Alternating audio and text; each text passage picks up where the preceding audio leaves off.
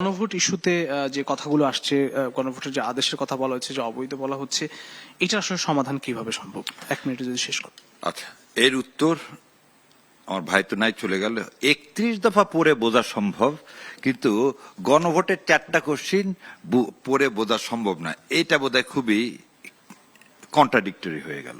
So 31 দফা যদি মানুষ বুঝে থাকে, তাহলে 4 দফা আরো আগে বুঝবে। আর বাংলাদেশের মানুষ রাজনৈতিকভাবে অনেক সচেতন। আর দ্বিতীয় কথা, গণভোট অবৈধ, এই উত্তরটা ভাইরা অনেকেই দিচ্ছেন। এই সরকারি ইউনিট সরকারই আউটসাইড দ্য কনস্টিটিউশন, গণভোটটাও আউটসাইড দ্য কনস্টিটিউশন। মানুষ তার ম্যান্ডেট দিছে। এখন আপনি 13 তারিখে এই আদেশ হলো, 13ই নভেম্বর, 12ই ফেব্রুয়ারি ইলেকশন হলো, এই কয়েকদিন আপনি বললেন না কেন? দেখি না বাবা, আমাদেরকে তো ট্রফি দিয়েই দিছে ফেব্রুয়ারিতে, ক্ষমতায় যাচ্ছি, যা বলে খালি সাইন করে যাই, ক্ষমতায় যাই তারপর দেখাই। ওই শেখ সাহেব যেমন 70 সালে বলছিল। আর আরেকটা জিনিস লাস্টে বলেনি, কোন সরকার মনস্টার হওয়ার জন্য বিরোধী দল প্রথম দায়িত্ব।